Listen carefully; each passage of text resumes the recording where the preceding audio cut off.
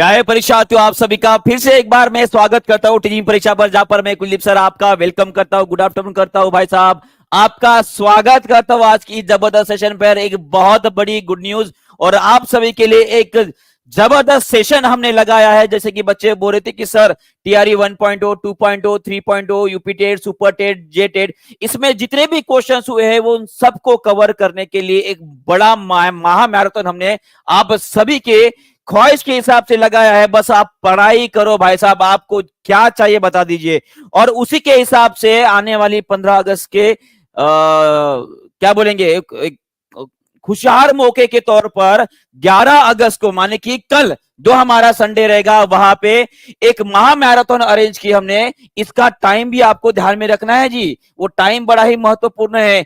1 बजे से लेकर 6 बजे तक चलने वाली है ये हमारी बड़ी मैराथन, जहां पे आपको दानिश सर, मैं खुद, उसके बाद आपके प्यारे दीपक सर और काजल मैम जो है वो सभी मिलने वाले। माने कि एक ही सेशन में लगभग पूरा का पूरा जनरल स्टडी हम कंप्लीट करने वाले हैं।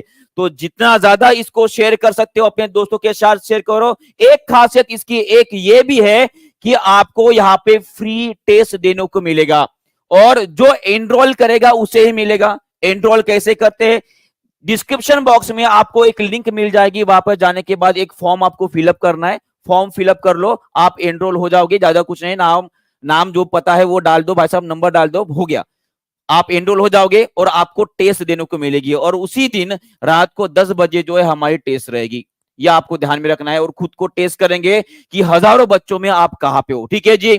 चलिए आगे बढ़ते हैं। उसके साथ साथ एक जबरदस्त मोटिवेशन आप सभी के लिए, जिंदगी मिली है तो कुछ बन के दिखाऊंगा, जिंदगी मिली है तो कुछ बन के दिखाऊंगा। आज वक्त खराब है तो क्या हुआ जनाब, आज वक्त खराब है तो क्या हुआ जनाब, कल बदल कर दिखाऊंगा, ये मेरा वादा रहा, ये मेरा वादा रहा। खुद से ये वादा करो और देखो कि आने वाले, कुछ तो डायरी में लिख दो कि आने वाला कर मेला कैसे रहने वाला है, वो लिख दो और उसी की तरह से मेहनत करो भाई साहब। मैं बता रहा हूं, अगली साल आपकी किस्मत बदल जाएगी, अगली साल आपकी किस्मत बदल जाएगी, ठीक है जी। बस उसके साथ अगर किस्मत बदलने के लिए एक बड़ा मौका टीचिंग परीक्षा की ओर से 15 अगस्त की जो इंडिपेंडेंस डे हमारा, उसके हिसाब से आप सभी को फ्लैट सभी ऑफर, सभी कोर्सेज के ऊपर 50% फ्लैट डिस्काउंट दिया गया है।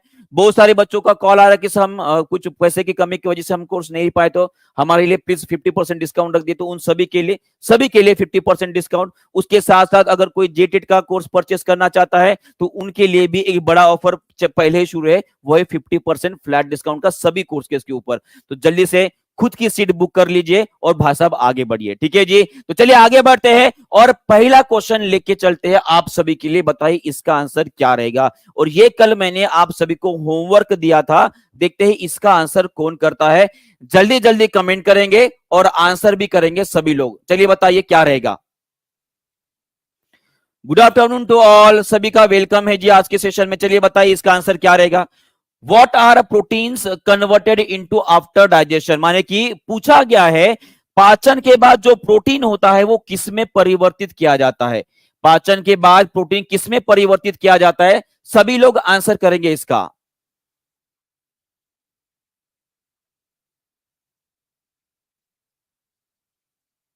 चलिए सभी लोग आंसर करेंगे इसका, क्या रहेगा जी उत्तर, चलिए बताइए।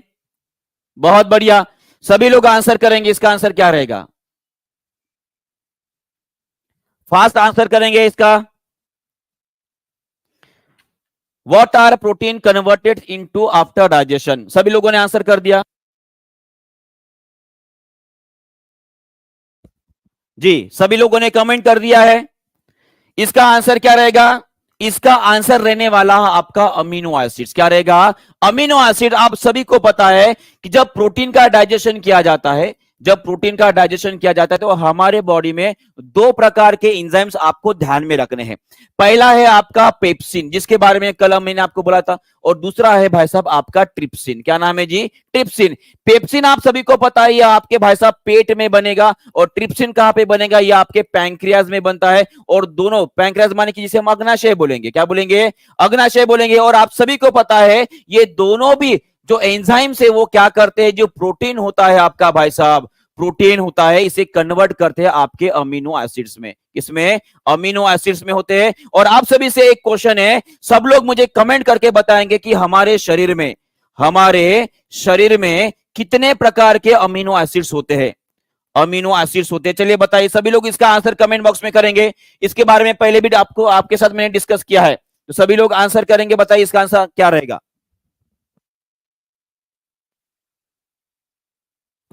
जल्दी जल्दी, बहुत बढ़िया, सभी लोग आंसर करेंगे, बहुत बढ़िया। देखिए बहुत सारे लोगों ने आंसर बता दिया। हमारे शरीर में 21 टाइप्स ऑफ अमीनो एसिड्स होते हैं और 21 में से हम कितने इस्तेमाल करते हैं जी? सिर्फ 20 ही इस्तेमाल करते हैं, सिर्फ 20 ही इस्तेमाल करते हैं, ये आपको याद रखना है। आगे बढ़े, इतना समझ में आ गया है। चलिए आगे बढ़ते हैं, देखते हैं नेक्स्ट क्वेश्चन का आंसर कौन देता है। चलिए बताइए इसका। हाँ देखिए, आप सभी को पता है हमारे पेट के अंदर कौन सा एसिड होता है जी? कौन सा एसिड होता है? Hydrochloric acid. हाइड्रोक्लोरिक एसिड, इसका मतलब क्या है? हमारे पेट का जो वातावरण रहेगा, वातावरण कभी कभी गड़बड़ हो जाता है, तो पेट का वातावरण जो रहेगा वो कैसे रहेगा? अम्लीय रहने वाला है। कैसे रहेगा? अम्लीय रहेगा। पेट में सबसे पहले पेप्सिनोजेन नाम का एक एंजाइम निकलता है, जो भाई साहब मरा हुआ रहता है। अब मरा हुआ मतलब क्या है? ये भाई साहब इनएक्टिव होता है। कैसे होता है? इनएक्टिव होता है, माने कि वो कुछ भी नहीं कर सकता है, उसके हाथ बंधे हुए हैं, ठीक है। पर जैसे ही वो इस अम्लीय वातावरण में आ जाता है, माने कि हाइड्रोक्लोरिक एसिड के कांटेक्ट में आ जाता है, ये पेप्सिनोजेन में भाई साहब जान आ जाएगी। ये हाइड्रोक्लोरिक एसिड उसमें जान फूंक देगा और क्या बोलेगा? भाई साहब आप आजाद हो गए हो। जैसे ही इसकी बेड़िया खुल जाएगी भाई साहब, ये पेप्सिन में कन्वर्ट हो जाएगा। इसका दूसरा नाम बन जाएगा पेप्सिन। माने कि पेप्सिनोजेन वो एंजाइम है जो प्रोटीन का कुछ भी नहीं बिगाड़ सकता। और जैसे ही उससे वरदान मिल गया, किससे? हाइड्रोक्लोरिक एसिड से। वो उसका वरदान मिलने के बाद वो भाई साहब ताकतवर बन गया, और ताकतवर उसका नाम क्या है? उसका नाम है पेप्सिन। और पेप्सिन अब क्या करेगा भाई साहब? प्रोटीन के टुकड़े टुकड़े करेगा। क्या करेगा? प्रोटीन के टुकड़े टुकड़े करेगा। माने कि ये क्या करेगा? आपके प्रोटीन का डाइजेशन करेगा। प्रोटीन का डाइजेशन करेगा। ये बहुत इंपॉर्टेंट बात आप सभी को बता रहा हूं, क्योंकि क्वेश्चन कभी कभी ऐसा आता है कि प्रोटीन के डाइजेशन में मदद करने वाला एंजाइम कौन सा होता है? वहां पे पेप्सिनोजेन भी दिया रहता है, वहां पे पेप्सिनोजेन भी दिया रहता है। तो आपको कंफ्यूज नहीं होना है, पेप्सिनोजेन नहीं, वो कौन रहेगा? आपका पेप्सिन रहेगा। अगर दोनों भी ऑप्शन में है तो सबको समझ में आ गया मैंने क्या बोला है? क्लियर हो गया यहाँ पे? ठीक है जी, चलिए। हाँ चलिए आगे बढ़ते हैं और हाँ चलिए, ये रहे कुछ एंजाइम जिनको आपको याद रखना है। जैसे कि हमारे मुंह में एमिलेज नाम का एंजाइम निकलता है। कहा में जी? हमारे मुंह में और उसके साथ साथ जो हमारा पैंक्रियाज होता है, पैंक्रियाज माने कि जिसे हम अग्नाशय बोलेंगे, अग्नाशय में आपको सबको बता दूं एमिलेज नाम का एंजाइम निकलता है। वो क्या करता है? जो भी आप फूड खाते हो उसमें स्टार्च होता है, उस स्टार्च को भाई साहब चीनी में कन्वर्ट करता है, जिसे हम बोलेंगे शुगर। क्या बोलेंगे? शुगर में कन्वर्ट करता है। उसी तरह से प्रोटीएज ये कन्वर्ट हो जाएगा भाई साहब किस में? आपका उसके बाद वो प्रोटीन को डाइजेस्ट करेगा, इससे क्या बनेगा? आपके अमीनो एसिड बनेंगे। उसके बाद लाइपेज जो होता है भाई साहब, ठीक है, वो क्या कन्वर्ट करता है? वो कन्वर्ट करता है आपके फैट को कन्वर्ट करता है भाई साहब किसमें जी? फैटी एसिड में कन्वर्ट करता है। किसमें? फैटी एसिड में कन्वर्ट करता है। ये सभी बातें आपको ध्यान में रखनी है। क्लियर हो गया? यहाँ पे सबको समझ में आ गया क्या बोलना चाह रहा हूं? ठीक है जी, क्लियर है। आगे बढ़ते। अब हम जो है विटामिन के ऊपर जंप कर चुके हैं, धीरे धीरे आगे बढ़ा रहा हूं और आपका भी लेवल धीरे धीरे बढ़ रहा है, ठीक है। अभी हम विटामिन के ऊपर जंप कर चुके हैं और एक एक विटामिन हम कंप्लीट करते जाएंगे। क्लियर है यहाँ पे? ओके चलिए देखते। चलिए इसका आंसर बताएंगे, सभी लोग बताएंगे। चलिए बताइए, विच digestive enzyme is secreted by the salivary gland. माने कि जो क्या बोलेंगे, लार ग्रंथियां होती है भाई साहब, हमारे मुंह में लार ग्रंथियां होती है, सबको पता है। ये लार ग्रंथि जो है कौन सा एंजाइम सिक्रेट करती है? चलिए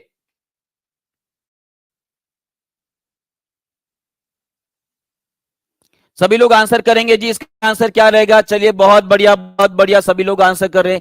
इसका आंसर रहेगा आपका एमिलेज। क्या आंसर रहेगा? एमिलेज। अभी अभी हमने आपको बताया कि एमिलेज एंजाइम वो होता है जो क्या करता है, ये आपको ध्यान में रखना है कि वो स्टार्च का कन्वर्शन किसमें करेगा? ये भाई साहब चीनी में करेगा, शुगर में करता है, सिंपल शुगर जिसे बोलते हैं। ये आपको याद रखना है। कहने का मतलब ये होता है कि अगर क्वेश्चन पूछा जाए कि आप खाना खाते हो, खाना खाने के बाद उसका डाइजेशन कहां से शुरू होता है? कहां से शुरू होगा जी? आप खाना खाते हो तो खाना खाने के बाद इसका पाचन कहां से शुरू होता है? पाचन भाई साहब आपके मुंह से ही शुरू हो जाएगा, जिसे हम बकल कैविटी भी बोलते हैं। क्या बोलते हैं जी? बकल कैविटी भी बोलते हैं। ये भी आपको याद रखना है, माने कि हम इसे बोलेंगे माउथ। क्लियर है सभी को? क्लियर है? और अगर पूछा जाए कि हमारे मुंह में कौन कौन से प्रकार का डाइजेशन होता है, तो इसका आंसर क्या करोगे? कोई इसका आंसर बता सकता है? कोई है अपने पास ऐसा सिकंदर जो भाई साहब बता सके कि हमारे मुंह में कौन कौन से प्रकार का डाइजेशन होता है, या कौन कौन से प्रकार का मैकेनिज्म होता है डाइजेशन का? तो आपको ध्यान में रखना है, दो प्रकार के डाइजेशन होते हैं, दोनों प्रकार के प्रोसेस होते हैं फूड के डाइजेशन में मदद करने के लिए। ये एक होता है, आप बोलोगे सर ये क्या नई चीज लेके आए हो आप? भाई साहब एनसीईआरटी में ऐसा ही लिखा है, तो हम क्या करें? हम क्या कर सकते हैं? आपके मुंह में है दांत, सबके मुंह में दांत है ना? सबके मुंह में दांत है, एक बार चेक कर लो, दांत दिख रहे हैं?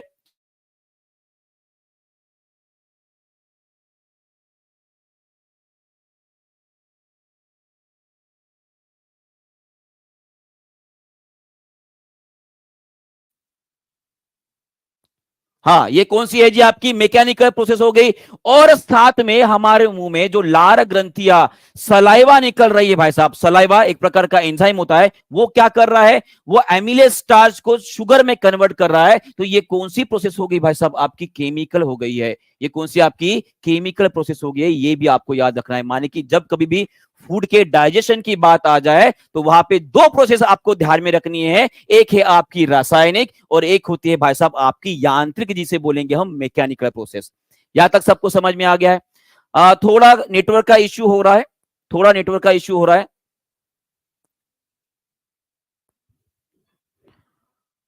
हेलो हेलो हेलो, क्या सबको आवाज आ रही है? चलिए एक क्वेश्चन आप सभी से पूछता हूं, बताओ नेटवर्क का इश्यू क्यों आता है?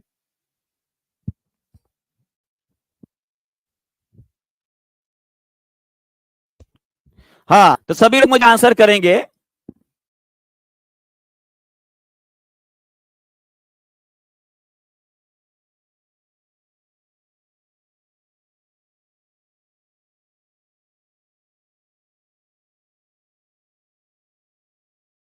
सबको आवाज ठीक से सुनाई दे रही है? एक बार प्लीज हाँ ओके बोल दीजिए, या हैंड्स अप कर दीजिए कि आवाज सुनाई दे रहा है।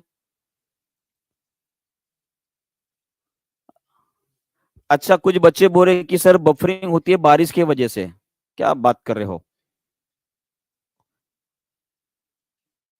हेलो। हाँ, आवाज आ रही है ना? हाँ चलिए, आवाज ही सुनिए, आवाज ही सुनिए, तब तक हमारी टेक्निकल टीम जो है उसको सॉल्व कर लेंगे। हाँ चलिए बताइए, मुझे बताइए, जो भी आपका टेलीकम्युनिकेशन होता है ना, दूर संचार जिसे बोलते हैं, संवाद जिसे बोलते हैं, वो किसके वजह से होता है? वो किसके वजह से होता है? आप सभी को पता है, वो होता है आपका जियो सिंक्रोनस सैटेलाइट की वजह से, है ना, जिसे हम जियो स्टेशनरी सैटेलाइट भी बोलते हैं। और आप सभी को पता है वो कितने हाइट पर रहता है। सबको आवाज तो सुनाई दे रहा है? तब तक हम सॉल्व कर लेंगे, आवाज सुनकर ही आज थोड़ा बहुत क्लास कर लेंगे, क्या दिक्कत है? ठीक है, पढ़ने वाला कैसे भी पढ़ लेता है। पहले के जमाने तो भाई साहब ये भी नहीं मिलता था। ठीक है, हाँ। बस 1 मिनट में हम फिर से रिस्टार्ट करके देखते हैं, ताकि सैटेलाइट हमारे कनेक्शन में आ जाए। ठीक है जी, बस।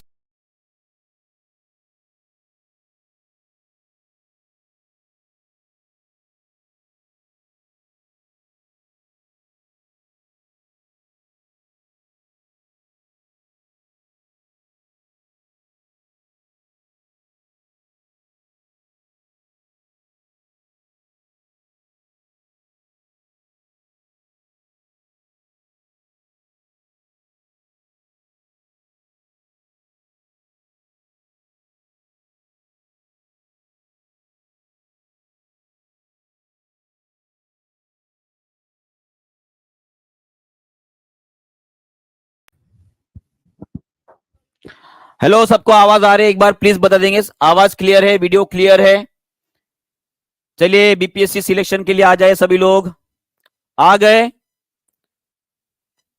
दिख गए ना? हाँ चलिए बताइए। हाँ क्वेश्चन क्या चल रहा था, मैं बोल रहा था कि नेटवर्क का इशू किसके वजह से आता है, वो होता है जियो सिंक्रोनस सैटेलाइट, जिसे हम जियो स्टेशनरी सैटेलाइट बोलते हैं। वो कितने हाइट पे होता है जी? होता है लगभग 36,000 किलोमीटर के ऊपर होता है। बराबर है? सभी ने आंसर दे दिया है, बिल्कुल बिल्कुल जबरदस्त, ठीक है। हाँ इन्हें बच्चे हैं भाई साहब जिद्दी वाले बच्चे, ऐसे बच्चे होना है ना। भला कुछ दिख भी नहीं रहा है पर सुनकर भी आंसर कर रहे हैं भाई साहब। आप सभी के लिए, आप स्पेशली सभी के लिए ये मेरा स्पेशल हार्ट, उन बच्चों के लिए जो सुनकर पढ़ने को भी तैयार है भाई साहब। गजब गजब कर दिया आप लोगों ने, ठीक है, बहुत बढ़िया। चलिए फिर से आते हैं वापस, ठीक है। देखो देखते देखते एक क्वेश्चन भी हमारा हो गया कि जियो स्टेशनरी सैटेलाइट कितने हाइट पे होता है, कितने हाइट पे होता है? 36,000 किलोमीटर के ऊपर होता है। बहुत बढ़िया, ठीक है। चलिए इसका आंसर हमारा हो गया। केमिकल और मैकेनिकल प्रोसेस आपको समझ में आ गई, ठीक है जी। चलिए आगे बढ़ते हैं, आगे बढ़ते हैं, देखते हैं।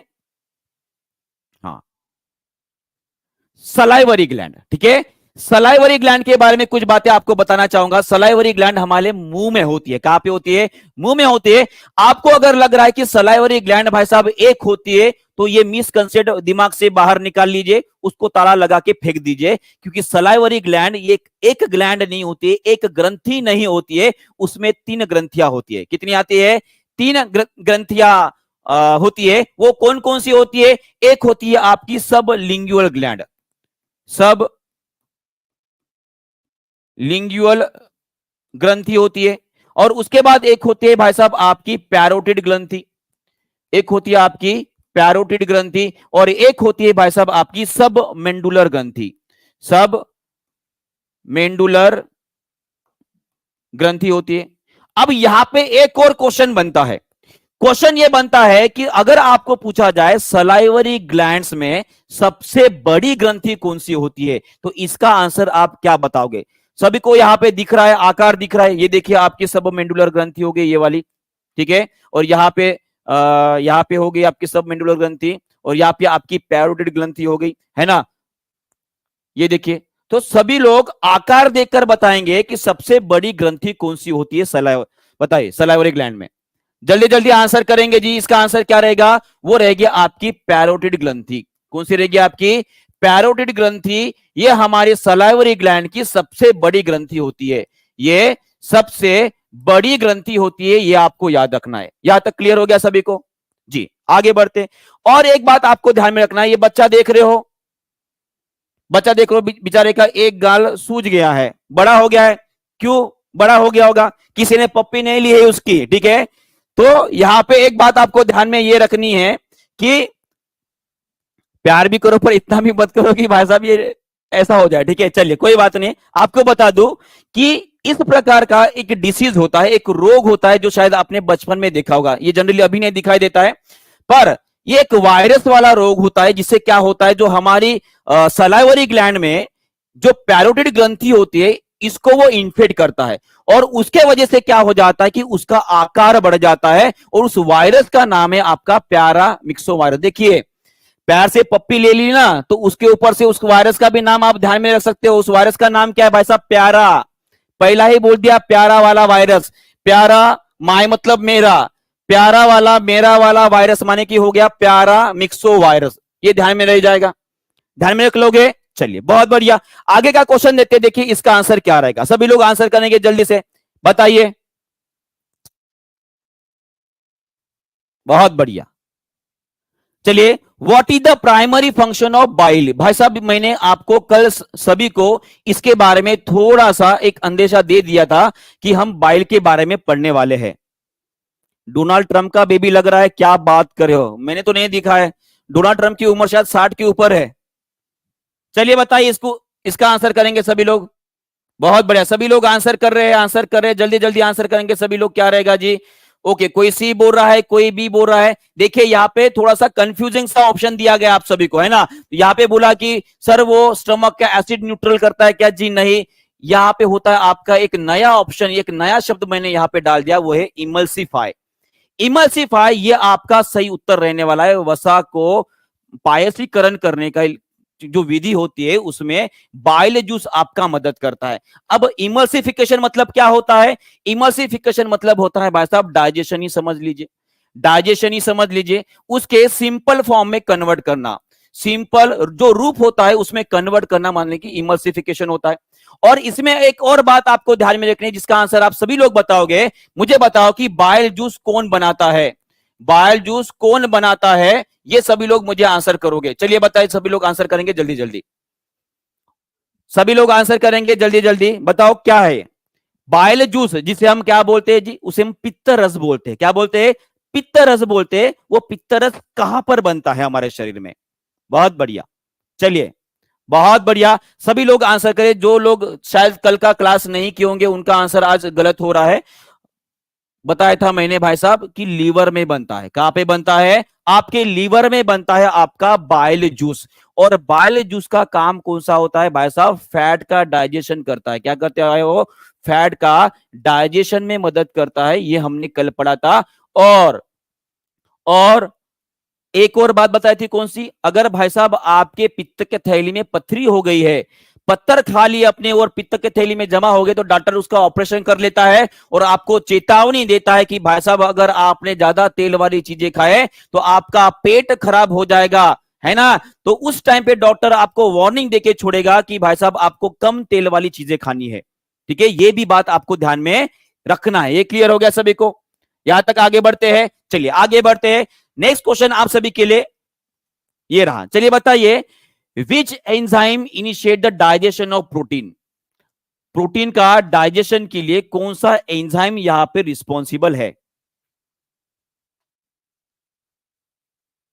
देखते हैं इसका आंसर कौन करता है। चलिए सभी लोग आंसर करेंगे।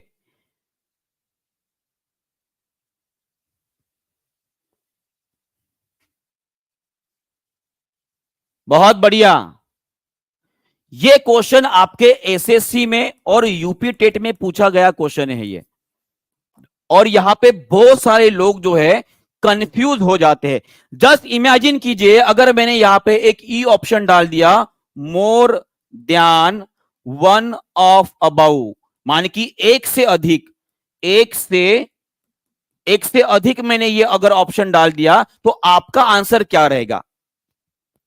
आपका आंसर क्या रहेगा? सभी लोग इसका आंसर करेंगे, सभी लोग इसका आंसर करेंगे। अगर मैंने एक ई ऑप्शन यहां पे डाल दिया, more than one up above, एक से अधिक, तो उस केस में भी आपका आंसर भाई साहब पेप्सिन ही रहना चाहिए, यही रहेगा आंसर। क्योंकि ट्रिप्सिन भाई साहब कहां पे निकलता है जी? ये निकलता है आपके अग्नाशय में। कहां पे निकलता है? अग्नाशय, जिसे हम बोलते हैं पैंक्रियाज बोलते हैं। और यहां पे पूछा गया भाई साहब पेट में, पेट में कौन सा होता है जी? वो होता है आपका पेप्सिन। क्लियर हो गया सबको?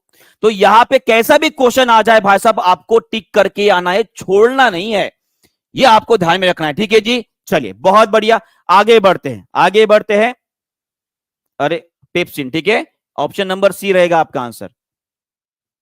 और ये कुछ ग्लैंड है, वो कहां पे मिलती है इसका मैंने चार्ट यहां पे बना के दिया है। ये आपको मैं जो जो बातें बोलता हूं सभी लोग जो है कमेंट बॉक्स में लिखेंगे। ठीक है, चलिए, जो एमिलेज होता है वो सलाइवरी ग्लैंड निकलती है कहां पे? हमारे माउथ में, माने कि मुंह में।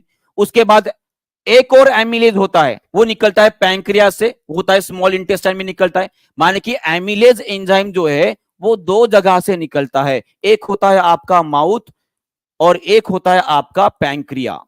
ये आपको ध्यान में रखना है, ठीक है। उसके बाद माल्टेज नाम का जो एंजाइम होता है वो स्मॉल इंटेस्टाइन में निकलता है, माने कि छोटी आंत में निकलता है। उसके बाद प्रोटीन डाइजेशन वाले तीन एंजाइम्स आपको ध्यान में रखने हैं। एक होता है आपका पेप्सिन, एक होता है आपका पेप्सिन, एक होता है आपका ट्रिप्सिन, इन दोनों के बारे में हमने पढ़ लिया। एक होता है आपका पेप्टिडेज, या आपके पेप्टाइडेज भी बोला जाता है, ये भी आपके छोटी आंत में निकलता है। उसके बाद अगर न्यूक्लियस एसिड माने कि डाइजेशन की बात करूंगा तो न्यूक्लियस और न्यूक्लियोसाइड्स की बात होती है, ये हमारे लिए उतने इंपॉर्टेंट नहीं है, ये आपको ध्यान में रखना है। ठीक है जी, यहां तक सबको क्लियर हो गया? उसके बाद एक और एंजाइम है जिसका नाम है लाइपेज। सभी लोग कमेंट बॉक्स में लिखेंगे, ये लाइपेज एंजाइम आपके लिए बहुत ज्यादा इंपॉर्टेंट है। ये लाइपेज कहां पे निकलता है जी? ये निकलता है आपके पैंक्रियाज में। कहां पे निकलता है? पैंक्रियाज में। तो आपको इतना तो समझ में आ गया है कि पैंक्रियाज से निकलने वाले जितने भी एंजाइम से, सभी लोग ध्यान देंगे यहां पे मैं क्या बोल रहा हूं, पैंक्रियाज से निकलने वाले माने कि अग्नाशय से निकलने वाले जितने भी एंजाइम से, वो सभी के सभी कहां पे जा रहे हैं, आपके छोटी आंत में जाएंगे। कहां पे जाएंगे, छोटी आंत में जाएंगे। ये आपको याद रखना है। क्लियर है, यहां पे सबको समझ में आ गया है? ठीक है, ओके, चलिए आगे बढ़ते हैं, आगे बढ़ते हैं। चलिए इसका आंसर करेंगे सभी लोग। Which enzymes is crucial for the digestion of fat in the small intestine. चलिए देखते हैं कौन इसका आंसर करता है। डाइजेशन ऑफ फैट बोला गया है, तो जैसे ही फैट माने कि वसा की बात आ गई तो आपको जल्दी से इसका आंसर कर देना है। बताइए इसका आंसर क्या रहेगा। और सभी बच्चे जो है एक बार लाइक और शेयर भी कर देंगे हम सब दोस्तों के साथ। ठीक है जी, जल्दी जल्दी कमेंट करेंगे सभी लोग। बताइए इसका आंसर क्या रहेगा जी। बहुत बढ़िया, बहुत बढ़िया, सभी लोग आंसर कर रहे हैं। इसका आंसर क्या रहेगा, वो रहेगा भाई साहब एक ही है, वो लाइपेज। क्या रहेगा, लाइपेज। क्लियर है।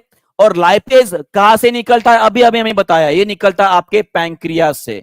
कौन निकलता है इसे, पैंक्रियाज माने कि अग्नाशय बनाता है। कौन बनाता है, अग्नाशय बनाता है। और ये क्या करता है, जो भी आपका फैट होता है उसे भाई साहब फैटी एसिड में कन्वर्ट करता है। किसमें, फैटी एसिड में या ग्लिसरॉल में कन्वर्ट किया जाता है। कौन जी, आपका फैट। कौन कन्वर्ट करता है, लाइपेज कन्वर्ट करता है। क्लियर है जी। चलिए बहुत बढ़िया, आगे का क्वेश्चन देखते हैं। चलिए बताइए इसका आंसर क्या रहेगा। ये आप सभी के लिए बहुत ही इंपॉर्टेंट क्वेश्चन है। ये आप सभी के लिए most important, most most most, जिसने ना बार बोलोगे भाई साहब लिख लो, ग्लिसन्स कैप्सूल। ग्लिसन्स कैप्सूल ये कौन से अंग में जुड़ा होता है। देखते हैं इसका आंसर, क्योंकि ये हार्ड क्वेश्चन है और मुझे पता है जितने अच्छे से आपने एनसीईआरटी पढ़ी होगी तो वही इसका आंसर दे सकता है कि ग्लिसन्स कैप्सूल कहां पे मौजूद होता है, कौन से अंग का भाग होता है। देखिए कोई बोल रहे कि सर ई बोल रहा है, कोई किडनी बोल रहे हैं भाई साहब, और मुझे लगा था कि आप किडनी बोलोगे। मुझे पता नहीं, अंदर से लग रहा था, क्योंकि जुड़ गए हैं ना, हमारी फ्रीक्वेंसी मैच हो रही है। भाई साहब किडनी है, वो लीवर होता है। क्या होता है, लीवर होता है। और जिन लोगों ने भाई साहब गलत किया है, आप सभी को बता दो, एक बार करेक्ट कर दो। ग्लिसन्स कैप्सूल होता है आपके लीवर में, और आपको बता दूं ये कैसे होता है। चलिए ये देखिए, अगर ये हमारा लीवर है, आप सभी को पता है लीवर जो है हमारे शरीर का, हमारे शरीर का सबसे बड़ा, शरीर का सबसे बड़ा अंग, सबसे बड़ा एक ग्रंथि होती है, सबसे बड़ी एक ग्रंथि होती है, ग्रंथि है, आप सभी को पता है। उसके साथ साथ ये अंग भी होता है, बराबर है। और यहां पे अगर बात करूं तो ये लीवर जो आपको दिखाई दे रहा है, इस पूरे लीवर के ऊपर, इस पूरे लीवर के ऊपर एक ऊपर से एक लेयर होती है, लेयर होती है, जो अगर आप यहां पे देख पा रहे हो, ये नीले कलर की जो आपको लेयर दिख रही है, ये है आपका ग्लिसन्स कैप्सूल। ये क्या है, आपका ग्लिसन्स कैप्सूल है, ग्लिसन्स कैप्सूल है। अब इसे कैप्सूल क्यों बोला, जिस तरह से आपने देखा होगा कोई मेडिसिन अगर खाते हो, मेडिसिन खाने के बाद आप इस तरह की कैप्सूल अगर देखे हो तो उसके अंदर छोटे छोटे दाने दाने दाने दाने दाने दाने होते हैं, बराबर है। और उसके ऊपर से बांध के रखता है ये ऊपर की लेयर। उसी तरह से ये लीवर जो है भाई साहब, इसे बांध के रखने को और उसे प्रोटेक्ट करने को, ताकि कोई डैमेज ना हो जाए भाई साहब, उसके लिए ये ग्लिसन्स कैप्सूल उसके ऊपर लेयर होती है। और इसमें कौन सी ऊतक होते हैं, ये भी क्वेश्चन इंपॉर्टेंट है। उसमें कौन सी ऊतक होती है जी, कनेक्टिव टिश्यू होते हैं, जिसे हम संयोजी ऊतक बोलते हैं। सभी लोग कमेंट बॉक्स में लिखेंगे कि ग्लिसन्स कैप्सूल में कौन से ऊतक होते हैं। वो होते हैं भाई साहब आपके संयोजी ऊतक होते हैं। कौन से ऊतक होते हैं, संयोजी ऊतक होते हैं। क्लियर हो गया है, क्योंकि वो जोड़ने का काम कर रहा है, उसे जोड़ के रखने का काम करे, माने कि कनेक्टिव टिश्यू। क्लियर है, क्लियर है। चलिए आगे बढ़ते हैं। नेक्स्ट क्वेश्चन आप सभी के लिए ये रहा। चलिए बताइए इसका आंसर क्या रहेगा। और मुझे लगता है कि इस क्वेश्चन का आंसर सभी लोग अच्छे से कर पाते हैं। थोड़ा सा नेटवर्क का इशू जा रहा है जी, बाकी कुछ नहीं, थोड़ा सा नेटवर्क इशू चल रहा है जी, बिल्कुल। चलिए बताइए इसका आंसर क्या रहेगा। किसी किसी जीवों में ब्लू रंग का ब्लड होता है ना। ब्लू रंग का ब्लड क्यों होता है, आप सभी को पता है। ब्लू रंग का ब्लड क्यों होता है जी भाई साहब? उनमें कॉपर के तत्व पाए जाते हैं, कॉपर के तत्व पाए जाते हैं, बराबर है। और आप सभी को पता है जहां पे कॉपर का तत्व होता है उनका होता है नीले रंग का खून, और उसे हम क्या बोलते हैं? हीमोसाइनिन बोलते हैं। क्या बोलते हैं जी? हीमोसाइनिन आपका सही उत्तर रहेगा। क्या रहेगा? हीमोसाइनिन, ये आपका सही उत्तर रहेगा। और सभी लोग मुझे एक क्वेश्चन का आंसर देंगे कि मैं जो केचुओं की बात करूं, केचुओं की बात करूं, माने कि मैं अगर अर्थवर्म की बात कर रहा हूं, तो अर्थवर्म के खून का रंग कौन सा होता है? खून का रंग कौन सा होता है? सभी लोग इसमें आंसर करेंगे। उसी तरह से हमारा ऑक्टोपस, ऑक्टोपस, उसके बाद स्क्विड नाम की जो मछली है भाई साहब वो, उसके साथ साथ अगर मैं बात करूं कौन है और कौन है, ठीक है, इनके अंदर खून कौन से रंग का होता है? सभी लोग आंसर करेंगे जी। जी बहुत बढ़िया, सभी ने आंसर दे दिया है कि केचुओं के अंदर, अर्थवर्म के अंदर कौन सा होता है? लाल रंग का खून होता है। और लाल रंग का खून क्यों होता है? क्योंकि उनमें भाई साहब हीमोग्लोबिन होता है, और ये हीमोग्लोबिन केचुओं के खून में कहां पाया जाता है? इसका आंसर मुझे चाहिए। केचुओं के अंदर जो हीमोग्लोबिन पाया जाता है जिसके वजह से उनका खून का रंग लाल होता है, वो कहां पे पाया जाता है? वो कहां पे पाया जाता है खून के अंदर? भाई साहब आपको ध्यान में रखना है, वो प्लाज्मा के अंदर मिलता है। प्लाज्मा क्या है जी? खून में जो लिक्विड पदार्थ होता है, जो तरल पदार्थ होता है, उसे बोलते हैं हम प्लाज्मा, और प्लाज्मा में होता है उनका हीमोग्लोबिन। वही अगर मैं इंसानों की बात करूं, मैं इंसान की बात करूं, तो हीमोग्लोबिन जो है वो कहां पे पाया जाता है जी? हीमोग्लोबिन पाया जाता है आपके आरबीसी के अंदर, जिसे हम बोलते हैं रेड ब्लड सेल्स बोलते हैं। क्या बोलते हैं? रेड ब्लड सेल्स बोलते हैं। क्लियर हो गया यहां पे? सबको समझ में आ गया यहां पे? क्लियर है? चलिए आगे बढ़ते हैं, आगे बढ़ते हैं। चलिए, ये रहा आपका खून, ये केचुआ का खून, ठीक है। और ये आपको, हाँ हाँ, एक और बात आपको यहां पे ध्यान में रखनी है, ये बात ये है कि फोटोसिंथेसिस, जो प्रकाश संश्लेषण होती है, वो एंडोथर्मिक रिएक्शन होती है। एंडोथर्मिक का मतलब क्या होता है? जहां पे ऊर्जा को संग्रहित किया जाता है, ऊर्जा को लिया जाता है। माने कि यहां पे ऊर्जा की जरूरत होती है, जिसे हम सनलाइट बोलते हैं। क्या बोलते हैं जी? सनलाइट बोलते हैं। ये आपको ध्यान में रखना है। और सभी लोग मुझे बताएंगे कि इनके अंदर होता है क्लोरोफिल पिगमेंट, और भाई साहब यहां पे होता है आपका स्टोमेटा। स्टोमेटा के बारे में आपको मैंने बताया था। सभी लोग कमेंट बॉक्स में आंसर करेंगे। बताओ कि स्टोमेटा में कौन सी कोशिका पाई जाती है? कोशिका कौन सी पाई जाती है जो कि कार्बन डाइऑक्साइड और ऑक्सीजन का आदान प्रदान करे? उसी तरह से H2O, माने कि जो भाप होती है, जो ट्रांसपीरेशन नाम की प्रोसेस से बाहर निकलती है, वो कोशिका का नाम सभी लोग मुझे बताएंगे। चलिए बताइए, देखते हैं कितना आपका तेज दिमाग चलता है। और मैं बता रहा हूं, जो क्लासेस आप कर रहे हो ये एकदम हाई लेवल की है। यहाँ पे जीएस 1 to 5, उसके बाद 6 to 8, 9 to 10, 11 12, जितनी भी बच्चे, सबका सिलेबस कवर हो जाएगा, सबका पेपर अच्छा जाएगा। बहुत बढ़िया, सभी लोगों ने आंसर दे दिया। इसका आंसर रहेगा आपकी गार्ड सेल। गार्ड कोशिका जो होती है वो होती है इसके अंदर, ठीक है जी? क्लियर है? चलिए आगे बढ़ते हैं। उसी तरह से ये देखिए, ये आपका स्क्वीड हो गया, उसके बाद ये ऑक्टोपस। ऑक्टोपस में कौन से कलर का ब्लड होता है? ब्लू रंग का ब्लड होता है, जिसे हम क्या बोले थे?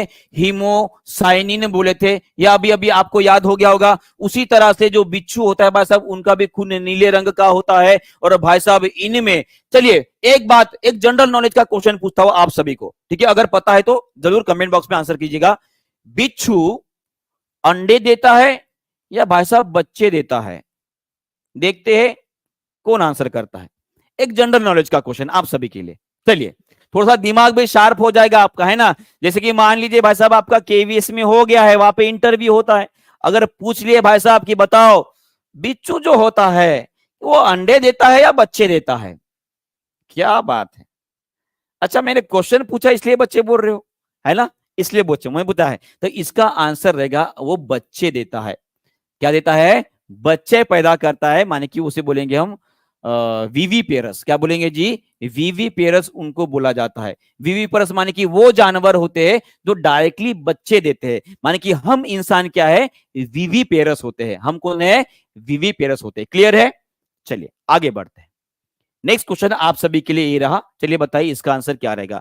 यहाँ पे आपको स्केलर और वेक्टर क्वांटिटी के बीच का डिफरेंस पूछा गया है, सभी लोग इसका आंसर करेंगे। ये आपके यूपी टेट में पूछा गया क्वेश्चन है और साथ में ये सीटेट में भी आया हुआ है, दोनों एग्जाम में पूछा गया क्वेश्चन है। चलिए बताइए इसका आंसर क्या रहेगा। चलिए बताइए, सभी लोग आंसर करेंगे जी, क्या रहेगा, what is the main difference between the scalar and vector. आप सभी को पता है स्केलर क्वांटिटी माने कि जिसे हम बोलते हैं अदिश राशि, अदिश माने कि दिशाहीन, और वेक्टर माने की होती है सदिश राशि, माने कि जिसमें दिशा हो। सिंपल सा क्वेश्चन है जी, ये बहुत बड़ा, सभी लोगों ने आंसर कर दिया। स्केलर क्वांटिटी माने कि जिसे हम अदिश राशि बोलते हैं उसमें मैग्नीट्यूड होता है, माने कि सिर्फ परिमाण होता है, और वेक्टर क्वांटिटी वो होती है जिसे हम सदिश राशि बोलते हैं, जिसमें मैग्नीट्यूड माने कि परिमाण और साथ में दिशा दोनों भी होती है, माने कि आंसर आपका ये रहा। क्लियर है? और इसकी बहुत बढ़िया ट्रिक जो है, मोना मैम ने एक शॉर्ट वीडियो बना के डाला है, अगर आपको देखना है तो देख लीजिएगा। कुछ इस तरह से बहुत बढ़िया ट्रिक बना के मोना मैम ने डाल दिया है। अब उस ट्रिक को जान लीजिए तो आपको पूरी की पूरी सदिश राशियां और अदिश राशियां दोनों भी याद हो जाएगी, ये मेरी गारंटी है, टीचिंग परीक्षा की गारंटी। बहुत बढ़िया ट्रिक बनाई है उन्होंने। इसमें से कुछ इंपॉर्टेंट वाले आपको बताता हूं, जैसे कि बल, यह आपकी सदिश राशि है। उसके बाद गुरुत्वाकर्षण बल, माने कि जितने भी बल आते हैं, जितने भी बल माने कि फोर्स आते हैं, वो सभी के सभी कैसे रहेंगे जी, सदिश राशियां रहेंगी, ये आपको ध्यान में रखना है। उसके बाद वेट, जिसे हम भार बोलते हैं, भार क्या है जी, ये भी एक प्रकार का बल होता है। क्या होता है, एक प्रकार का बल होता है, माने कि वो भी क्या है, आपकी सदिश राशि है, वो क्या आपकी सदिश राशि है। ठीक है जी। उसके बाद फ्रिक्शन हो गया, उसके बाद थ्रस्ट हो गया, विस्थापन, संवेग, औसत वेग माने कि एवरेज वेलोसिटी, उसके बाद आवेग माने कि जिसे हम इंपल्स बोलते हैं, वेलोसिटी, ये सभी के सभी क्वांटिटी कैसी रहेगी जी, आपकी सदिश राशियां है। आपको दोनों भी याद नहीं करना है, आपको दोनों भी याद नहीं करना है, बस आप सदिश राशियां याद कर लो। आपको इसके अलावा जो पूछा जाएगा वो आपकी अदिश राशि रहेगी। क्लियर है? क्लियर हो गया सभी को? चलिए आगे बढ़ते हैं।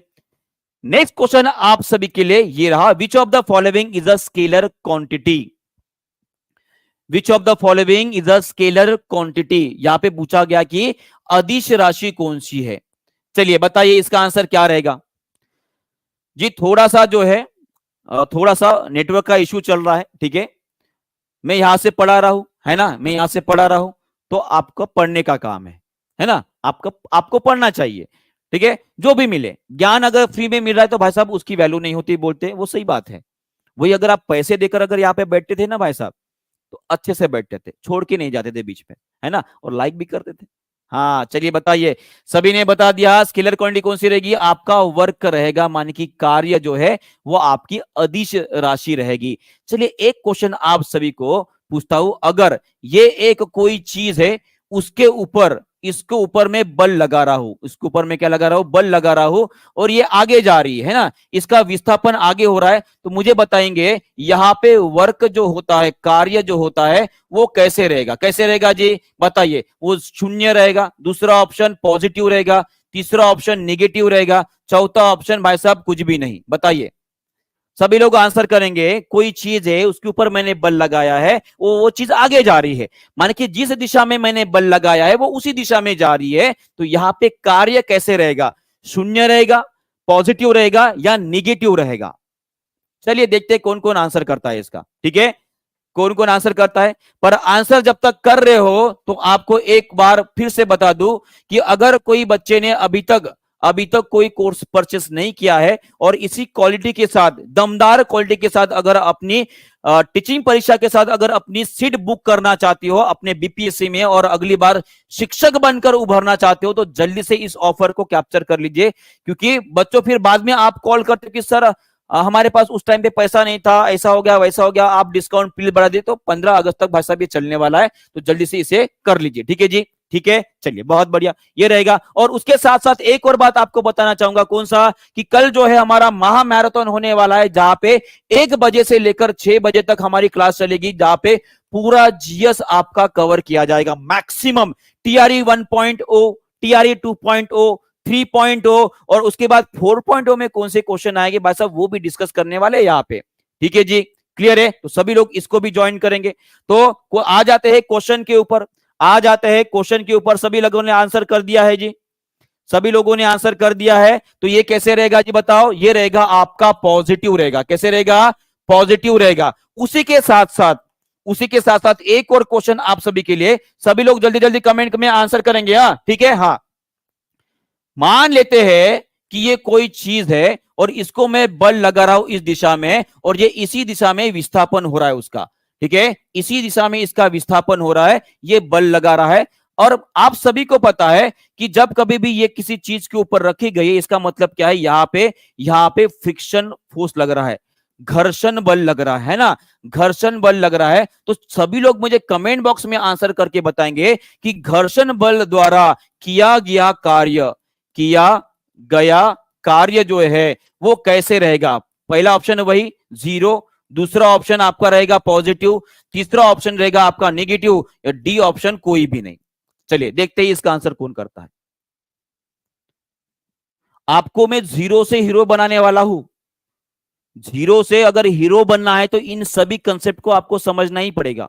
और ये क्वेश्चन अभी अभी बीपीएससी में पूछा गया है, बीपीएससी में इस टाइप का क्वेश्चन आया है। अगली बार जब मैं बनाऊंगा कि जो पढ़ाया वही आया, तो शायद उसमें ये क्वेश्चन आ जाए। बहुत बढ़िया। देखिए यहाँ पे बहुत सारे बच्चे अभी भी गलत कर रहे हैं। देखिए सभी लोग ध्यान देंगे, मैं भलाई इस दिशा में लगा रहा हूं बल, पर घर्षण बल कौन सी दिशा में लग रहा है, इस दिशा में लगेगा, क्योंकि वो गति के हमेशा अपोजिट होता है, गति के विरुद्ध होता है। माने कि घर्षण बल लग रहा है इस दिशा में और विस्थापन हो रहा है इस दिशा में। माने कि यहाँ पे विस्थापन हो रहा है और घर्षण माने कि फ्रिक्शन फोर्स बोलेंगे। दोनों के बीच का एंगल कितना है भाई साहब? 180 डिग्री होता है। कितना है? 180 डिग्री। और फार्मूला मैंने आपको बताया था, कौन सा जी? Work done is equal to force into displacement, माने कि विस्थापन इंटू कॉस थीटा होता है। और थीटा अगर मैं यहाँ पे 180 डाल दूं भाई साहब, तो कॉस 180 कितना होता है? चलिए आप ही बताइए, कॉस 180 कितना होता है? कॉस 80 कितना होता है? कॉस 80 180 होता है -1। कितना होता है? -1। इसका मतलब क्या है? इसका मतलब यह है कि आपका कार्य कैसे रहेगा जी? आपका निगेटिव रहेगा। समझ में आ गया सबको? क्लियर है? क्लियर है? सभी को समझ में आ गया है? चलिए आगे बढ़ते हैं। नेक्स्ट क्वेश्चन आप सभी के लिए ये रहा, बहुत बढ़िया क्वेश्चन है, ये बहुत ही बढ़िया क्वेश्चन है। चलिए बताइए इसका आंसर क्या रहेगा।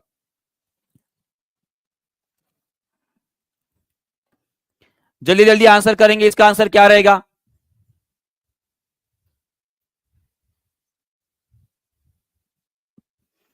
Two magnetic field lines intersect each other. चलिए बताइए, देखते ही इसका आंसर कौन करता है। बहुत बढ़िया, चलिए जल्दी जल्दी आंसर करेंगे सभी लोग। कोई बी बोल रहा है, कोई सी बोल रहा है, क्या हो रहा है? कोई बी बोल रहा है, कोई सी बोल रहा है। कहां पे एक दूसरे के साथ छेद करती है, ऐसा पूछा गया। प्रतिच्छेद कहां पे होता है? भाई साहब यहां पे तो पूरा गड़बड़ कर दिया आप लोगों ने, पूरा नाम डुबो दिया मेरा, पूरा नाम डुबो दिया आपने। मैग्नेट के साथ कभी खिला नहीं क्या? चलिए बताइए, आपने मैग्नेट को देखा होगा, उसकी फील्ड लाइन इस तरह से होती है, इस तरह से आपको दिखाई दे रही है। अब मुझे बताइए कहां पे इंटरसेक्ट हो रही है जी? ये फील्ड लाइन आपको यहाँ पे इंटरसेक्ट होती है, यही ऐसे जाएगी, ये एक दूसरे से कभी भी इंटरसेक्ट नहीं होती है। माने कि इसका आंसर रहेगा भाई साहब none of above, none of above. Magnetic field line, चुंबकीय क्षेत्र वाली जो रेखाएं होती है वो कहीं पे भी छेद नहीं करती है। हमेशा आंसर बी और सी ही नहीं होता है, कभी कभी ई भी हो जाता है। समझ रहे हो भाई साहब? ठीक है, तो गलती कर दी आप सभी ने। आपका आंसर रहेगा नन ऑफ अबाउ। दो मैग्नेटिक लाइंस कभी भी इंटरसेक्ट नहीं करती है जी, आपको याद रखना है। ठीक है, चलिए एक और क्वेश्चन आपको पूछता हूं, सभी लोग मुझे आंसर करेंगे। बताइए, मैग्नेट के सेंटर में मैग्नेटिक फील्ड कितनी होती है? चुंबकीय क्षेत्र कितना होता है? चलिए सेंटर में कितना होता है, जल्दी जल्दी आंसर करेंगे। और जो नए बच्चे जुड़े हैं उनको बता दो, अगर आपने अभी तक टीचिंग परीक्षा को सब्सक्राइब नहीं किया है तो जल्दी से सब्सक्राइब करके रख दीजिए, ताकि इसी तरह से जब बड़े बड़े सेशन हम लेंगे, कोई न्यूज आती है, जैसे कि कल की न्यूज आपने देखा होगा, ओएमआर शीट को सबसे पहले बताने वाला पूरी इंडिया में टीचिंग परीक्षा थी, उसके बाद भाई साहब न्यूज में आया था। अब सोच लो कि हमारी पहुंच कहां तक है ना। तो और वो न्यूज गलत कभी नहीं होती है हमारी, 101% आप श्योरिटी के साथ टीचिंग परीक्षा को सब्सक्राइब करके रख दो। कोई भी न्यूज आती है, कोई भी नया सेशन होता है, बड़ा बड़ा सेशन जो आपके लिए डिसाइड करते हैं, बड़े बड़े ऑफर्स होते हैं, आपको जल्दी से मिल जाएगा, नोटिफिकेशन आ जाएगा आपको, ठीक है। और भाई साहब इतना तो छोड़ दो, आपको कॉल भी आ जाता है कि क्लास शुरू हो गया है, आप क्लास को आ जाइए। इतना कोई भी नहीं करता है बच्चों के लिए, समझ रहे हो भाई साहब? क्लियर है? मैग्नेटिक फील्ड कितनी होती है? शून्य होती है, जीरो होती है, आपको ध्यान में रखना है। और जो पोल होते हैं, माने कि जो ध्रुव होते हैं, ध्रुव में सबसे अधिक होती है, अधिक सबसे अधिक स्ट्रेंथ होती है आपकी मैग्नेटिक फील्ड की, ये भी आपको याद रखना है। क्लियर है? हाँ, देखिए बच्चे बोल रहे हैं, और ये वो इंसान है, इनका नाम पढ़ लीजिए आप। ये इंसान के ऊपर एक बहुत बढ़िया बात आपको बताने वाला हूं, कहना कुछ नहीं चाहते हो, आप समझ लो, अभी आप समझ लो, ठीक है। हाँ, हैंस क्रिश्चियन ऑर्स्टेड, उतना बड़ा भी नहीं ध्यान में रखा, तो भाई साहब ऑर्स्टेड ध्यान में रखो, ऑर्स्टेड, और ऑर्स्टेड, और ऑर्स्टेड का ये ओ देख लो, ये ओ कैसा है भाई साहब? ये गोलाकार है, कैसा है? गोलाकार है। सर ये क्या बता रहे हो, क्या बतिया रहे हो, पगला गए हो? जी नहीं, पगला नहीं गया हो, ठीक है। ऑर्स्टेड का ओ गोलाकार दिख रहा है आपको, ये गोलाकार आकर आपके बड़े ही काम की चीज है। देखिए आपको बताना चाहूंगा कि ऑर्स्टेड वो इंसान थे जिन्होंने सबसे पहले ये बताया कि किसी भी सुवाहक से या धातु से जब कभी भी आप विद्युत धारा को बहाते हो, विद्युत धारा वहां से बहती है, तो उसके आजू बाजू जो है वो मैग्नेटिक फील्ड बनती है। क्या बनती है? मैग्नेटिक फील्ड बनती है, चुंबकीय क्षेत्र बनता है, चुंबकीय क्षेत्र बनता है। और इस बार क्वेश्चन ऐसा आया था कि बताइए, अगर ये मैग्नेटिक फील्ड बनी है तो उसका आकार क्या रहेगा? उसका आकार क्या रहेगा? उसका आकार रहेगा भाई साहब गोलाकार, या उसका आंसर रहेगा कॉन्सेंट्रिक सर्कल। क्या रहेगा? कॉन्सेंट्रिक सर्कल उसका आंसर रहेगा। आपको देख पा रहे हो? ऑर्स्टेड बताया ना आपको, ऑर्स्टेड के देखिए अंदर अंदर चले जाओ, इस तरह से वो रहेगी आपकी मैग्नेटिक फील्ड लाइन। ये क्लियर है सभी को? ये क्लियर हो गया सभी को? और आगे कौन सा क्वेश्चन आने वाला है बताओ आपको, आगे कौन सा क्वेश्चन पूछेगा? वो पूछेगा कि अगर किसी कंडक्टर से मैं मैग्नेटिक फील्ड निकाल रहा हूं तो उसकी दिशा बताने वाला कौन सा नियम है? वो है आपका ये ठेंगा। ये क्या है जी? ठेंगा। ठेंगा मतलब आपको यादना है, ये क्या है? ठेंगा। ठेंगा मतलब ये अंगूठा, कौन से हाथ का अंगूठा है? राइट हैंड, है ना, राइट हैंड रूल, या इसे बोलेंगे राइट हैंड थंब रूल। ठेंगा दिखा दो ना किसी को, ये ठेंगा वाला नियम है भाई साहब। ठेंगा वाला नियम जो है वो बताता है कि कंडक्टर से जब आप विद्युत धारा बहाते हो तो उसके अंदर कॉन्सेंट्रिक जो सर्कल बनते, जो जिसे मैग्नेटिक फील्ड बोलते, उसकी दिशा क्या रहेगी। और देखो इस तरह से होती है, जैसे कि मान लीजिए ये है, ये क्या है? आपका कंडक्टर है ना, कंडक्टर है, और उसमें इस दिशा में आपकी विद्युत धारा जा रही है, प्लस से माइनस की ओर जा रही है। और मैं क्या करूंगा, जिस दिशा में आपकी विद्युत धारा जा रही है उस दिशा में आपको अंगूठों के दिखाना है। ये अंगूठा दिखा दिया मैंने, अंगूठा दिखाने के बाद भाई साहब ऐसे पकड़ लो, जकड़ लो उसको, पप्पी ले लो। जकड़ लिया तो आपने इसे पकड़ा कैसे? ऐसे पकड़ा। कैसे पकड़ा मतलब हाथ से ही पकड़ा है, ठीक है। पर कैसे? आपकी उंगलियां देखो कैसे घूम रही है, इस तरह से घूम रही है, इस तरह से, माने कि यहां पे जो मैग्नेटिक फील्ड बनेगी वो इस दिशा में बनेगी, इस तरह से। समझ में आया क्या सबको? सबको समझ में आ गया मैंने क्या बोला? तो ये अगला क्वेश्चन होगा बीपीएससी टीआरई 4 पॉइंट होगा, लिख लो। क्लियर है सभी को? समझ में आ गया है? चलिए आगे बढ़ते हैं। चलिए बताइए, सभी लोग इसका आंसर करेंगे, देखते हैं किन किन लोगों को समझ में आया है। According to right hand thumb rule, what does the direction of thumb? चलिए, जो अंगूठा आपने भाई साहब दिशा में लगाया था वो किसकी दिशा में लगाया था, ये पूछा गया है। ये क्वेश्चन भाई साहब आपके टीआरई 4.0 में पूछने के चांसेस बहुत ज्यादा है, मोस्ट इंपॉर्टेंट। फिर जब मैं बोलता हूं कि मैंने इतना पढ़ाया और वही आया, फिर बच्चे बोलते कि सर आपने सेटिंग लगाई थी। हमारी सेटिंग नहीं होती है। ठीक है, चलिए बताइए इसका आंसर क्या रहेगा। सभी लोग आंसर करेंगे जल्दी जल्दी। बहुत बढ़िया। अभी भाई साहब मैंने बताया था, और देखो आप बी बोल रहे हो। ये जो है, ये अंगूठा जो है वो कौन सी दिशा में था, है ना। ये अंगूठा कुछ इस तरह से था आपका, और आपने कुछ इस तरह से जकड़ा था उसको, इस तरह से जकड़ा था। ये हो गया आपका हाथ, कुछ इसी तरह से हाथ रहेगा। ठीक है, समझ लो भाई साहब अभी। हाँ, ये हाथ हो गया। हाँ, तो ये अंगूठे के दिशा में क्या जा रहा था। ये अंगूठे के दिशा में आपके विद्युत धारा थी। क्या थी? विद्युत धारा थी। और जिस तरह से आपने उसको जकड़ा था, उस दिशा में आपकी मैग्नेटिक फील्ड लाइन थी। क्या थी? मैग्नेटिक फील्ड थी, माने कि चुंबकीय क्षेत्र की दिशा थी। माने कि ये अंगूठा क्या दर्शा रहा है? ये दर्शा रहा है डायरेक्शन ऑफ करंट। भाई साहब अभी तो बोला कि जिस दिशा में करंट जा रहा है उस दिशा में अंगूठा खड़ा कर दो और जकड़ो, पकड़ो। जिस दिशा में आप पकड़ रहे हो, ये उंगलियां कैसी घूम रही है, वो दिशा जो है बताएगा आपकी डायरेक्शन ऑफ मैग्नेटिक फील्ड। माने कि कर्ल फिंगर, जो उंगलियां है वो उंगलियां बताएंगी आपकी क्या मैग्नेटिक फील्ड बताएगी। क्लियर हो गया सभी को? अभी समझ में आ गया? क्लियर है जी सभी को? चलिए एक बार सभी लोग थंब दिखा देंगे अपना, राइट हैंड वाला थंब दिखा देंगे, ताकि आपको याद रखेगा ये थंब क्या दिशा रहा है। ये थंब दिशा दिखा रहा है आपकी विद्युत धारा की, और ये उंगलियां क्या बता रही है? ये उंगलियां बता रही है भाई साहब मैग्नेटिक फील्ड, माने कि चुंबकीय क्षेत्र की दिशा बता रही है। क्लियर है जी? चलिए बहुत बढ़िया, आगे बढ़ेंगे। हाँ बताइए इसका आंसर। चलो सबको समझ में आ गया है। चलिए इसका आंसर करेंगे सभी लोग। इसका आंसर क्या रहेगा? जल्दी जल्दी आंसर करेंगे सभी लोग। बताइए इसका आंसर क्या रहेगा। What does the direction of magnetic field line represent? जो चुंबकीय क्षेत्र होता है उसमें जो लाइंस होती है वो क्या रिप्रेजेंट करती है? ये एकदम इजी वाला क्वेश्चन है ये। इसका आंसर क्या रहेगा? बहुत बढ़िया, सभी लोगों ने आंसर दे दिया। वो डायरेक्शन ऑफ मैग्नेटिक फोर्स रहेगा, चुंबकीय बल जो रहता है उसकी दिशा निर्देशित करता है ये। क्लियर है? चलिए बहुत बढ़िया, आगे बढ़े। आगे बढ़ते हैं, देखते हैं नेक्स्ट क्वेश्चन आप सभी के लिए ये रहा। चलिए बताइए इसका आंसर क्या रहेगा। ये क्वेश्चन अभी अभी बीपीएससी में पूछा गया है। ये क्वेश्चन बीपीएससी टीआरई 3.0 में पूछा गया है। शायद 9 to 10th में पूछा गया था, पक्का याद नहीं आ रहा, पर 9 to 10th या 11 12th में पूछा गया था। चलिए बताइए इसका आंसर क्या रहेगा। सभी लोग आंसर करेंगे। What is the shape of magnetic field lines around the state carrying conductor?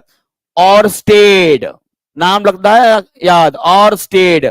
और स्टेड का ये ओ कैसा है? गोलाकार है। गोलाकार है मतलब भाई साहब वृत्ताकार। ये रहेगा आपका आंसर। क्या रहेगा? ये रहेगा आपका आंसर। क्लियर है? चलिए बहुत बढ़िया, आगे बढ़ते हैं। ठीक है, ये भी हमने देख लिया। चलिए बताइए इसका आंसर बताएंगे सभी लोग।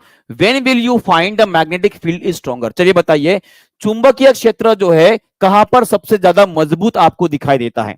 चलिए बताइए। बहुत बढ़िया, बहुत बढ़िया, सभी लोगों ने बहुत बढ़िया आंसर किए है। और सभी लोगों ने जो 500 के ऊपर लाइक भी कर दिया, आप सभी का बहुत बहुत धन्यवाद। चलिए बताइए इसका आंसर क्या रहेगा, जल्दी से जल्दी जल्दी आंसर करेंगे सभी लोग जी। सबसे मजबूत मैग्नेटिक फील्ड कहां पे रहेगी भाई साहब? जहां पे मैग्नेटिक लाइन ज्यादा रहेगी। ये देखिए इस तरह से आपको देख रहे हो भाई साहब, देखो कितनी ज्यादा मैग्नेटिक लाइन, माने कि कहां पे? जहां पे मैग्नेटिक लाइंस भाई साहब एक जगह पे जमा हो जाएगी, माने कि वो क्या कर देंगी भाई साहब? क्राउड कर देगी, भीड़ कर देगी। When magnetic fields are crowded, ये रहेगा आपका आंसर। जब क्राउड हो जाएगी, इसमें भी कंफ्यूज हो गए। When lines are together, together का मतलब क्या है? एक ही जगह पे नहीं आना होता है टुगेदर का मतलब। जहां पे फील्ड क्राउड हो जाए, मैग्नेटिक लाइंस उनकी संख्या बढ़ जाए, ठीक है, वो रहेगा आपका आंसर। बहुत बढ़िया, चलिए इसका आंसर करेंगे। अभी देखते हैं, थोड़ा सा फिजिक्स के ऊपर जाते हैं। अभी थोड़े कुछ फिजिक्स के क्वेश्चन देखते हैं, भौतिक शास्त्र के कुछ क्वेश्चन देखते हैं। चलिए बताइए इसका आंसर क्या रहेगा। At hill station the boiling point of water will be? अगर भाई साहब आप कुल्लू मनाली में चले जाओ तो वहां पे पानी का जो क्वथनांक होता है भाई साहब वो क्या होता है? ज्यादा होता है, कम होता है, कि उतना ही होता है जितना होना चाहिए? बताइए इसका आंसर क्या रहेगा। ओके, बहुत बढ़िया, सभी लोग आंसर करें। चलिए बताइए जल्दी जल्दी। आप सभी को एक बात याद रखना है कि PV is equal to M R T होता है। माने कि अगर मैं वॉल्यूम एम और आर कांस्टेंट रख रहा हूं, माने कि प्रेशर जो होता है वो डायरेक्टली डिपेंड करता है आपके टेम्परेचर के ऊपर। इसका मतलब ये है कि अगर भाई साहब आपका दाब माने कि प्रेशर अगर घट रहा है तो आपका क्वथनांक भी क्या हो जाएगा, घट जाएगा।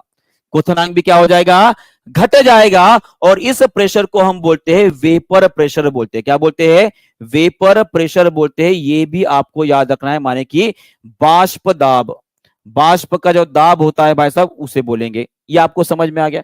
अब यहां पे आपको ध्यान में रखना पड़ेगा कौन सी बात, यहां पे तो इतना पता है आपको कि जैसे जैसे आप ऊपर जाओगे, हाइट जाओगे, तो प्रेशर कम होते जाएगा, माने कि क्वथनांक भी क्या हो जाएगा जी, ये भी कम होते जाएगा।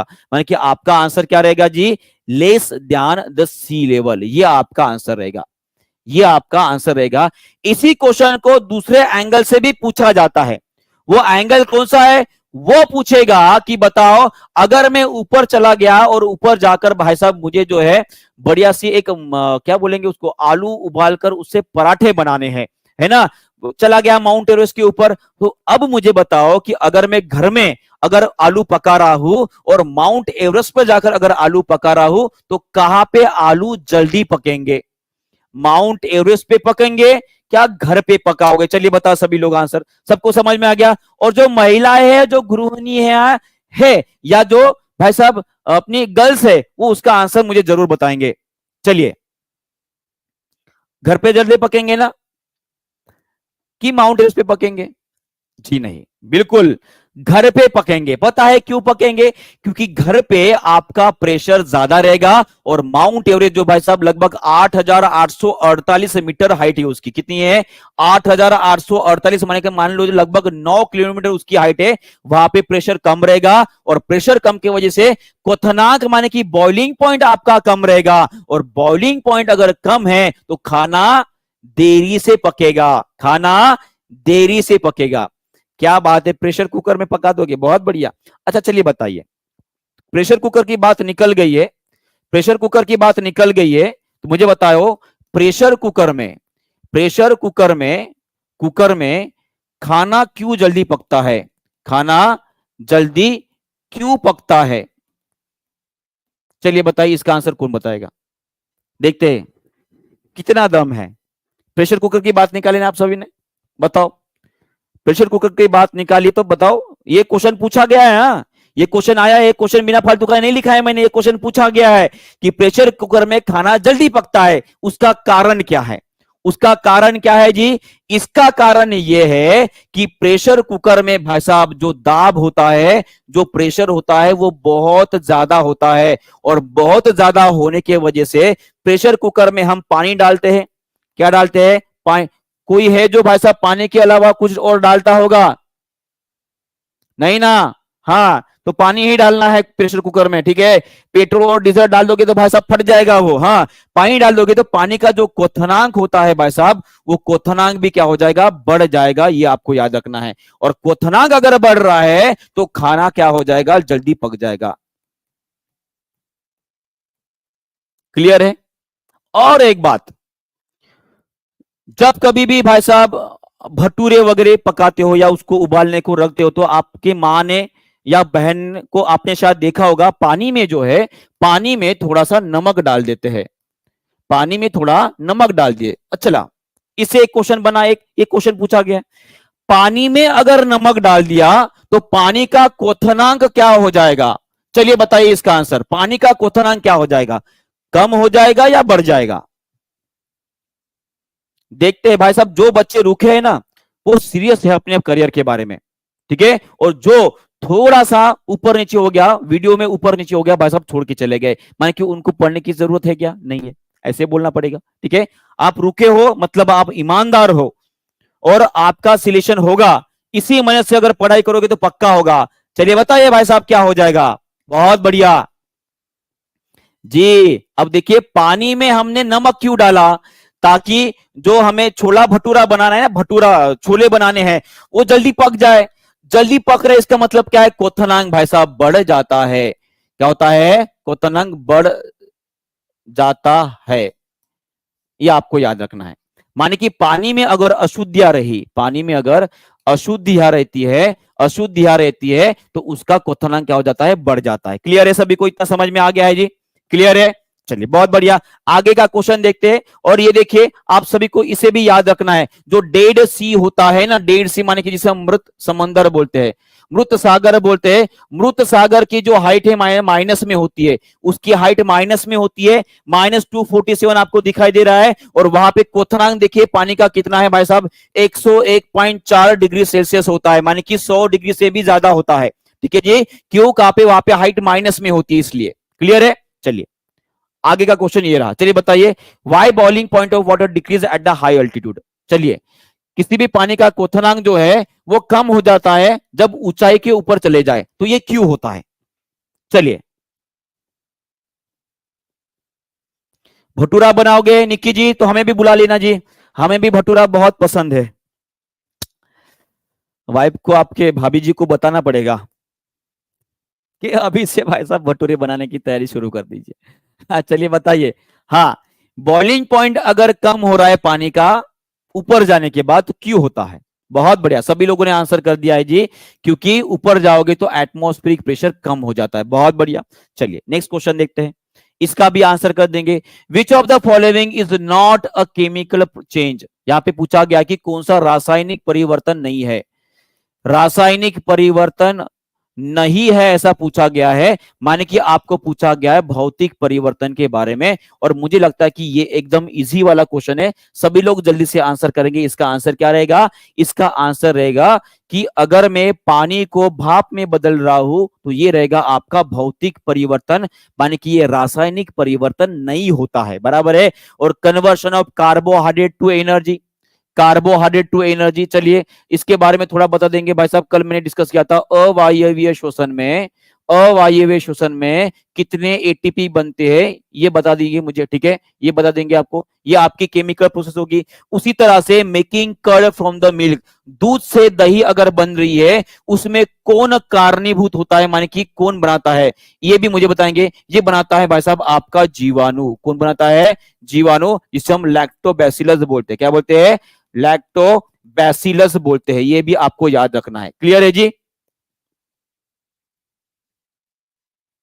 बहुत बढ़िया, बहुत बढ़िया। तो अवायवीय शोषण में बनते हैं भाई साहब 2 एटीपी बनते हैं, ये आपको याद रखना है। कितने बनते हैं? 2 एटीपी बनते हैं। बहुत बढ़िया, बहुत बढ़िया। ठीक है, चलिए आगे बढ़ते हैं, इसका आंसर कर देंगे सभी लोग। अभी अभी हमने पढ़ा है कि ग्लिसन्स कैप्सूल कहां पे होता है जी? ये होता है आपके लीवर में। कहां पे होता है? लीवर में होता है, आपने पढ़ा है। तो उसका मुख्य कार्य क्या होता है, चलिए बताइए। इसके बारे में आपको मैंने बताया था, अगर आप मेरे शब्दों के ऊपर आपका ध्यान था तो इसका आंसर आप जरूर बताओगे जल्दी से। सभी लोग एक बार लाइक और शेयर भी कर देंगे, है ना? लाइक और शेयर भी कर देंगे सभी लोग जल्दी से। बहुत बढ़िया, 600 के ऊपर लाइक हो गए हैं। सी, बहुत बढ़िया, बहुत बहुत बहुत बढ़िया भाई साहब, आप सभी के लिए ये मेरा हार्ट। मुझे अच्छा लग रहा आपका आंसर देखकर। क्यों? क्योंकि मैंने जो पढ़ाया आपके दिमाग में चला गया है और आप नहीं भूलोगे इसे। ठीक है जी, क्लियर है। चलिए आगे इसका आंसर करेंगे। चलिए इसका आंसर करेंगे सभी लोग। अगर अगर ऑब्जेक्ट जो है वो ऊपर से हाइट से नीचे गिर रहा है 1 सेकंड में, जैसे कि मान लीजिए ये कोई बिल्डिंग है भाई साहब, ये पीसा मीनार है या आईफिल टावर है, समझ लीजिए। ठीक है, अच्छा चलिए बताइए, दुनिया की सबसे ऊंची बिल्डिंग का नाम बता दो। दुनिया की सबसे ऊंची बिल्डिंग का नाम बता दो भाई साहब।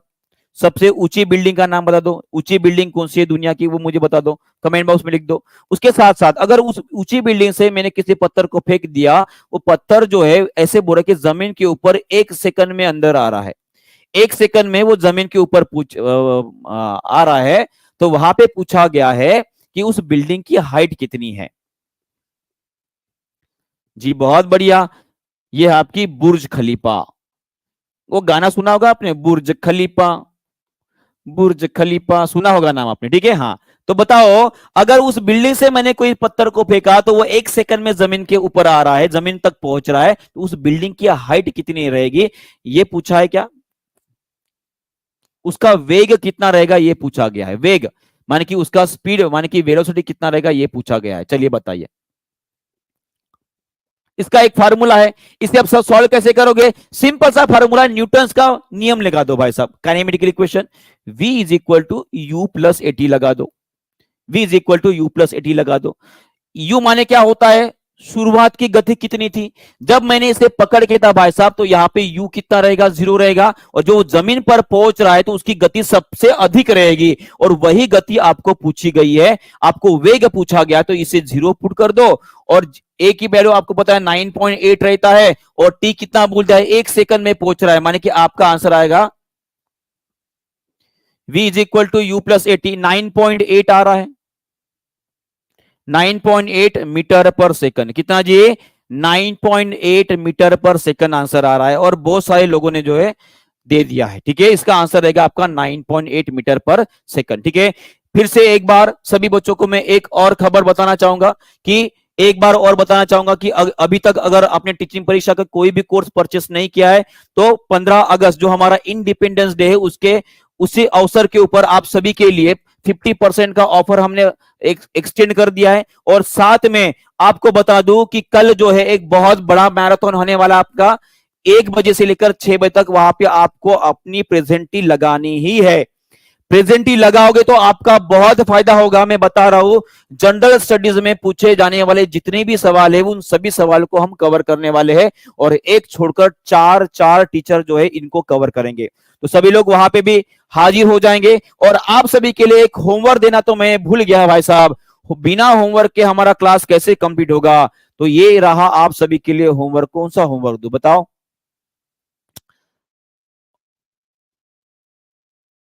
चलिए, इस क्वेश्चन का आंसर कर देंगे सभी लोग, और ये आप सभी के लिए रहेगा होमवर्क। और इसके बारे में आपको मैंने पढ़ाया है, जो फंगी होती है, माने कि जिसे हम कवक बोलते हैं, उनका कौन से प्रकार का जीव है या कौन से प्रकार का उनका पोषण होता है, इसका आंसर आप कमेंट बॉक्स में लिख दोगे।